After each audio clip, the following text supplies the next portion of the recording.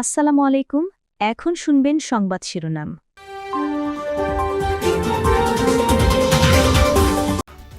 তেহরানে ব্যাপক অভিযান চালাচ্ছে ইসরায়েল যুক্তরাষ্ট্র। হরমুজ প্রণালীতে তেলবাহী ট্যাঙ্কারে ইরানের পাল্টা হামলা, মিত্র দেশের মার্কিন ঘাঁটি ও রাডার ধ্বংস।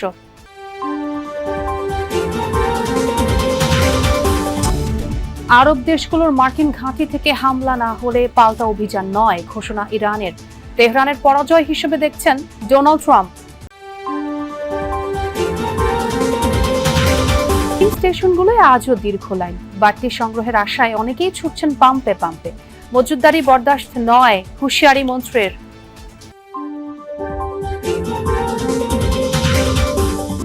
এতিম আলেম ওলামাদের সাথে প্রধানমন্ত্রী তারেক রহমানের ইফতার।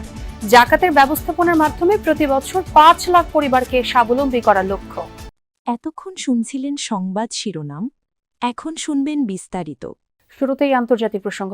ইরান জুড়ে দফায় দফায় হামলা চালিয়ে যাচ্ছে যুক্তরাষ্ট্র ইসরায়েল যৌথ বাহিনী। বিপর্যস্ত রাজধানী তেহরান, ভয়াবহ হামলার শিকার ঐতিহাসিক মেহরাবাদ আন্তর্জাতিক বিমানবন্দর, ব্যাপক ক্ষতিগ্রস্ত ইস্পাহান, কৌম ও নাতাঞ্জের মতো গুরুত্বপূর্ণ শহরগুলো। কেবল সামরিক স্থাপনা নয়, টার্গেট করা হচ্ছে দেশটির আবাসিক এলাকা, স্কুল ও হাসপাতাল।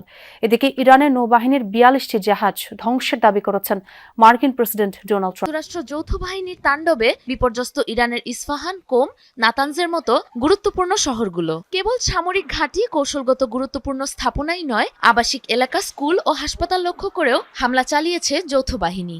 এবার যুক্তরাষ্ট্র ইসরায়েলের ব্যাপক বোমাবর্ষণে ক্ষতিগ্রস্ত হয়েছে তেহরানের মেহরাবাদ আন্তর্জাতিক বিমানবন্দর। তেল আবিবের দাবি, বিমান হামলায় নিহত হয়েছে ইরানের সর্বোচ্চ নেতার কার্যালয়ের deputy chief of staff Ali Asghar Hejazi. CENTCOM জানিয়েছে, এক সপ্তাহে ইরানের ৩,৫০০-এরও বেশি লক্ষ্যবস্তুতে হামলা চালানো হয়েছে। ধ্বংস করা হয়েছে গুরুত্বপূর্ণ প্রশাসনিক স্থাপনা, অবকাঠামো, এমনকি আবাসিক এলাকাও। ইরানের অব্যাহত হামলায় বাংকারে আশ্রয় নিচ্ছে লাখ লাখ ইসরায়েলি। শনিবার রাত থেকে ইসরায়েলি ভূখণ্ড লক্ষ্য করে ক্ষেপণাস্ত্র হামলার পরিধি বৃদ্ধি করেছে ইরান। তেল আবিব, হাইফা সহ বিভিন্ন অঞ্চলে বসবাসরত ইসরায়েলিরা ছুটছে নিরাপদ আশ্রয়ের খোঁজে। এদিকে আরব দেশগুলোয় অবস্থিত মার্কিন ঘাঁটি লক্ষ্য করে নতুন ধরনের মিসাইল ছুড়েছে ইরান। সংযুক্ত আরব আমিরাতে, বাহরাইন, কাতার ও সৌদি আরবের দাবি, আকাশ প্রতিরক্ষা ব্যবস্থা ব্যবহার করে ধ্বংস করা হচ্ছে বেশ কিছু মিসাইল। ইরানি মিসাইল আঘাত হানতেই ভয় আতঙ্কে ছুটোছুটি ইসরায়েলিদের। যে যেভাবে পারছে ছুটছে নিরাপদ আশ্রয়ের খোঁজে। আয়রন ডোম কিংবা ডেভিড স্লিং এর মতো আকাশ প্রতিরক্ষা ব্যবস্থাও ঠেকাতে ব্যর্থ হচ্ছে ইরানের মিসাইল। আবাসিক এলাকা সহ কৌশলগত অবস্থানে আছড়ে পড়ছে একের পর এক ক্ষেপণাস্ত্র। শনিবার নতুন করে হামলার পরিধি বাড়ায় তেহরান। নতুন ধরনের মিসাইল দিয়ে চালানো হয় হামলা। ধারণা করা হচ্ছে এখন পর্যন্ত ২০০-র বেশি মিসাইল ছোড়া হয়েছে। বাংকারের স্থান সংকুলন না হয় বিভিন্ন স্থাপনার আন্ডারগ্রাউন্ডে আশ্রয় নিচ্ছে ইসরায়েলিরা। প্রাণ বাঁচানোর তাগিদে সেখানে অবস্থান করতে বাধ্য হচ্ছে তারা। এদিকে শুক্রবারের ব্যাপক ক্ষয়ক্ষতির পর শনিবারও বিস্ফোরণ হয়েছে জেরুজালেমে। এর পাশাপাশি তেল আবিব এবং হাইফাতেও আঘাত হানে মিসাইল। শুধু ইসরায়েলি নয়, আরব দেশগুলো থাকা মার্কিন ঘাঁটি লক্ষ্য করেও হামলা জোরদার করেছে ইরান। আরব দেশগুলোর মধ্যে সবচেয়ে বড় হামলা হয়েছে ইরাকে। টার্গেট করা হয় একাধিক তেল ক্ষেত্র। বসরায় যুক্তরাষ্ট্র সহ বিভিন্ন বিদেশি তেল কোম্পানির কর্মীদের আবাসিক স্থাপনা লক্ষ্য করে হামলা হয়। এদিকে প্রতিবেশীদের ওপর হামলায় দুঃখ প্রকাশ করেছেন প্রেসিডেন্ট মাসুদ পেজিশকিয়ান। তিনি বলেন, এসব দেশে অবস্থিত মার্কিন ঘাঁটি থেকে হামলা না হলে আর পাল্টা হামলা চালাবে না তেহরান। বলেন, আরব দেশগুলোতে হামলার কোনো অভিপ্রায় ছিল না দেশটির। সৌদি আরব, কাতার আর বাহরাইন সহ মধ্যপ্রাচ্যের বিভিন্ন দেশে থাকা মার্কিন ঘাঁটিই লক্ষ্য ছিল বলে জানান তিনি। এই ঘোষণার পর মধ্যপ্রাচ্যের পরিস্থিতি স্বাভাবিক দাবি করে নাগরিকদের বার্তা পাঠিয়েছে কাতারের স্বরাষ্ট্র মন্ত্রণালয়।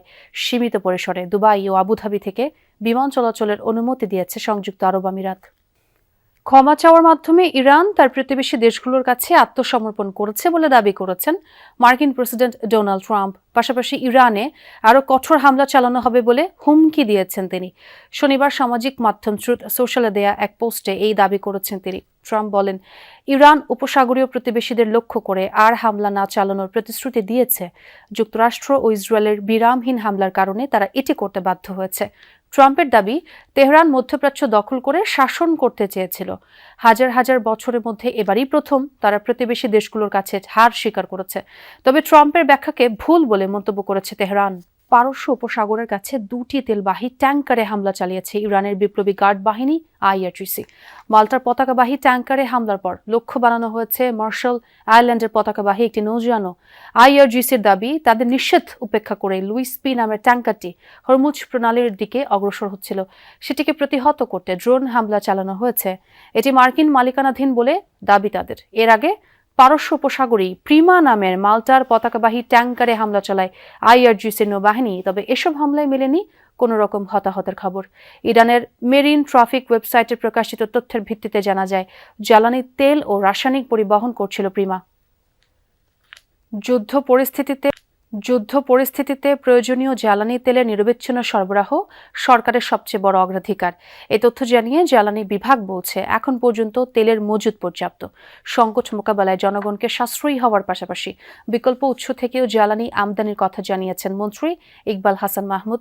জানান, আপাতত তেলের দাম বাড়াবে না সরকার। যুদ্ধ না থামলে বা সংকট আরো ঘনীভূত হলে তা সামাল দেওয়ার ব্যবস্থা নেওয়া হচ্ছে বলেও দাবি মন্ত্রণালয়ের। আর বিশেষজ্ঞরা বলছেন, মধ্যপ্রাচ্যের পাশাপাশি মালয়েশিয়া বা ভারত থেকেও আমদানি। যুদ্ধ শুরুর সপ্তাহ না পেরোতেই আন্তর্জাতিক বাজারে দিন দিন বাড়ছে জ্বালানি তেলের দাম। এরই মধ্যে ব্যারেল প্রতি অপরিশোধিত তেলের দাম ছাড়িয়েছে $92। ইরান ইসরায়েল যুদ্ধের পর গড়ে দাম বাড়ল 30% মতো। ফলে সারা পৃথিবীতেই টালমাটাল জ্বালানির। ইস্টার্ন রিফাইনারি দেশের একমাত্র তেল শোধনাগার। পেট্রোলিয়াম কর্পোরেশনের হিসেবে ডিজেল পেট্রোল যা আছে তা দিয়ে চলবে আর 11-12 দিন। অকটেনের মজুদ আছে 3 সপ্তাহের মতো। এসব খবরে উদ্বেগ বেড়েছে মানুষের। অনেকটা ভয় আর আতঙ্ক থেকে পেট্রোল পাম্পগুলোতে তাই উপচে পড়া ভিড়। এরই মধ্যে রেশনিং প্রক্রিয়া চালু করে যানবাহন অনুযায়ী সর্বোচ্চ তেল নেয়ার পরিমাণ। এ অবস্থায় বিকল্প উৎস থেকে জ্বালানি তেল আনতে দ্রুত কার্যকর উদ্যোগ নেয়ার পরামর্শ বিশেষজ্ঞ। সংকটের পূর্বাভাস পেয়ে বিকল্প পথে হাঁটছে জ্বালানি বিভাগও। বিপদের এই সময়ে সবাইকে সাশ্রয়ী হওয়ার আহ্বান প্রতিমন্ত্রীর। বিদ্যমান পরিস্থিতি নিয়ে ছুটির দিন শনিবারও জ্বালানি খাতের নীতি নির্ধারকদের নিয়ে বৈঠক করেছেন প্রধানমন্ত্রী তারেক রহমান। সেখানে পরিস্থিতি পর্যালোচনার পাশাপাশি সম্ভাব্য করণীয় নিয়ে মন্ত্রণালয়কে নির্দেশনা। মন্ত্রী স্পষ্ট করেন, কোনোভাবেই মজুতদারি বরদাস্ত করবে না সরকার। নাটোরের সিংড়ায় বাঁশের ঝাড়ে মাটির নিচে পানির ট্যাঙ্কিতে 10,000 লিটার ডিজেল উদ্ধার করেছে উপজেলা প্রশাসন। দুপুরে উপজেলার নিঙ্গইন এলাকায় অভিযান চালানো হয়। সিংড়া উপজেলা নির্বাহী কর্মকর্তা জানান, নিঙ্গইন ভাটপাড়া মসজিদের দক্ষিণ পাশে বাঁশের ঝাড়ের মধ্যে মাটির নিচে পানির ট্যাঙ্কিটিতে 10,000 লিটার ডিজেল মজুত করে সততা ট্রেডার্সের স্বত্বাধিকারী রুবেল হোসেন। পরে সুনির্দিষ্ট তথ্যের ভিত্তিতে ওই এলাকায় অভিযান চালিয়ে ঘটনার সত্যতা মিলে। পরে বিপুল পরিমাণ তেল অবৈধভাবে মজুত করে কৃত্রিম সংকট সৃষ্টির অপরাধে ব্যবসায়ী রুবেল হোসেনকে 5,000 টাকা জরিমানা করা হয়। সেই সাথে এই তেল দোকানে স্থানান্তর করে